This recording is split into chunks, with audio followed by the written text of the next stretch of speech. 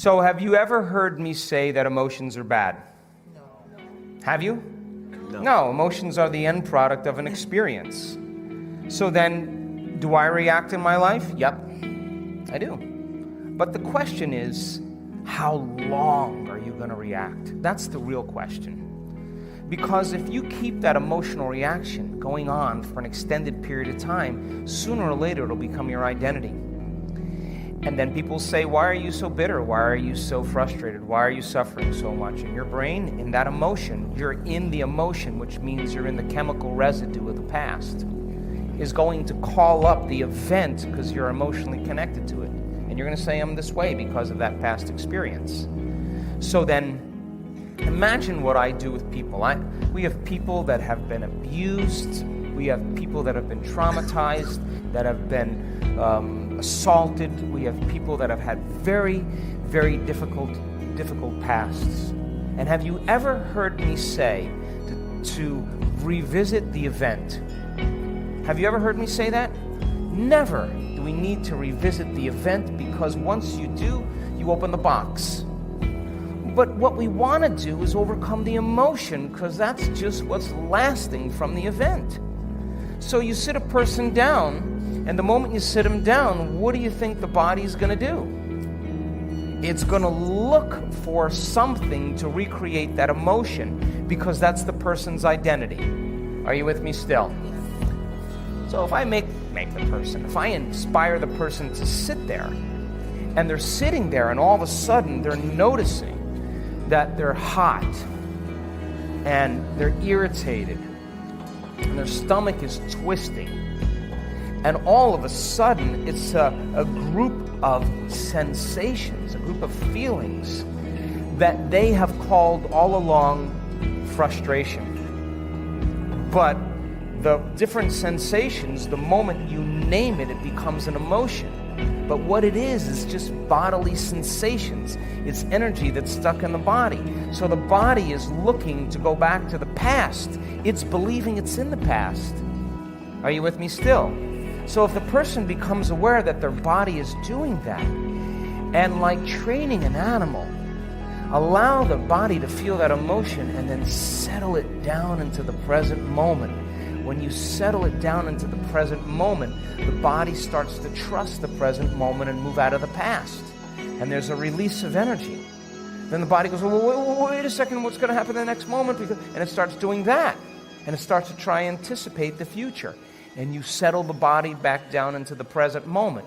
And every time you do that, you're telling the body it's no longer the mind.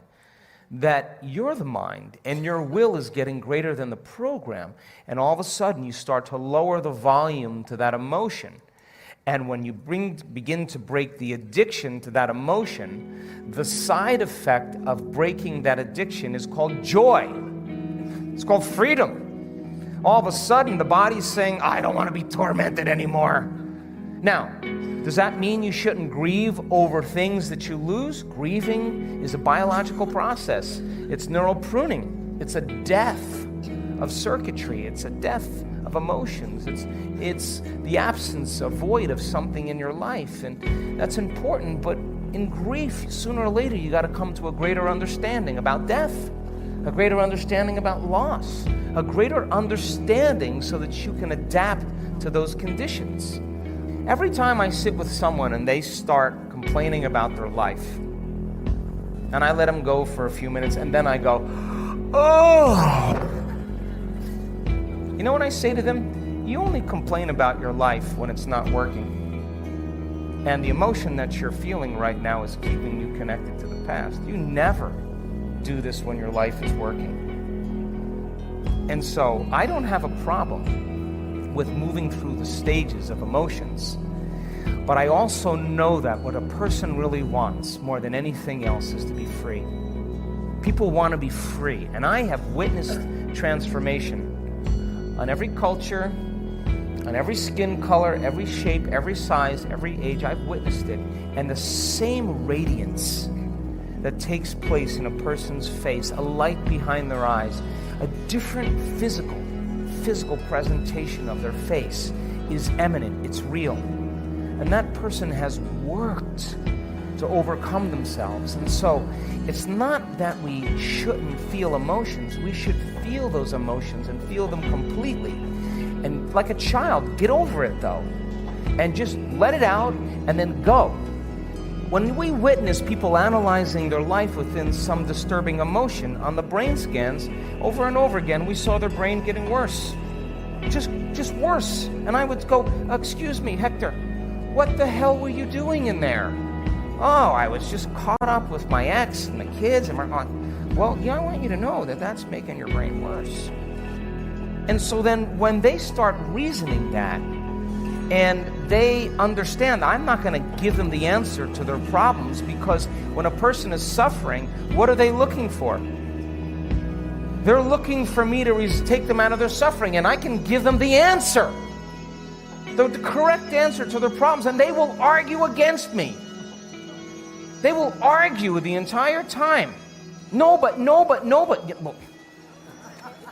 I don't. I just say, take the ride with me. Give me 4 days. Give me 5 days. Cross the river. Get beyond yourself and get beyond that emotion. And the memory without the emotional charge is wisdom. And that's the name of the game. Because the soul can't go to the future, can't create a new adventure, can't journey back to source if you're living by some emotion that's keeping you in the past. Soul doesn't even know what to dream about. It can't, because it's seeing the future through the lens of the past. So then when the person starts coming up against themselves and they're sitting there and you say you create your reality, all right, well then I'm going to have a thought about what I want, but they can't control their thoughts. That's because their body's influencing their mind. So the only way they're going to begin to liberate energy is to be still, to be greater than their body. And every time they settle it back into the present moment, they're lowering the volume to that emotion, and now they become the mind, and the body is no longer the mind. And when the body is finally free, they'll see possibilities they never saw before. I've seen it too many times. And all of a sudden, all that person wants to do is be in the present moment and become more happy. They want more of that. But living in guilt or grief or shame or unworthiness. I had someone tell me they lost a loved one the other day. And I said, well, okay. How long have you been grieving? Oh, about a year. Really? Okay, well, suppose it was you that left and you were looking at the person you loved moping around for a year. What would you say to them after a year if you truly loved them? Get over it and have a happy life. I'm doing great. You should make yourself happy. You really love me? Live a happy life. That would be the greatest testament of love for each other. Because if you're suffering, then you're making this hard on me. And so then we always have to update our versions about reality, because it's the only way that we adapt. Don't believe everything you've read or heard. It just may not be the truth. There's always a greater truth that you and I can begin to investigate. Surely someone in eternity has had similar problems as you and I, and they've gotten beyond it. Yes or no? So study that person. You want to be wealthy? Study wealthy people. Don't just have some panacea that you're just going to get wealthy. Read about wealthy people and find out that they lost everything and failed miserably 20, 50 times. But what they had as a characteristic, a quality in their personality, is they were persistent, and they kept changing, and they kept forgiving and letting go of the past and kept going. And sooner or later they ran into it, and when they had all the money they wanted, it was never about the money. It was just about that they could prove to themselves that they can do it. And you and I are no different than that. But if you can't create a future because of some emotion that keeps you in the past, you're going to have to square off with that emotion. And when you sit down and your body has all those physical sensations and it's getting vigilant and it wants to get up and it wants to move and you're just going, wow, and you're settling it down and you're working with it, you got to agree with me that something greater in you is climbing out of that body. Something greater in you is awakening. And when you're able to overcome those emotions, truly break the addiction, don't you know that you'll return back to your life and face the person that betrayed you? And you will see a part of yourself that you used to be that you no longer are, and you're not going to have anything else but love for them. In fact, you're going to have compassion for them because you're going to realize how stuck they are, and you're liberated and free. True forgiveness is when you take your attention off somebody because you've overcome the emotion, and that gives them permission to show up differently in your life because you freed yourself and you freed them. And all of a sudden, reality begins to unfold in mysterious ways. And that person shows up and says, "Forgive me. I was so wrong." And you're over it already. And you're just like, go on with it, man. I'm in a new life.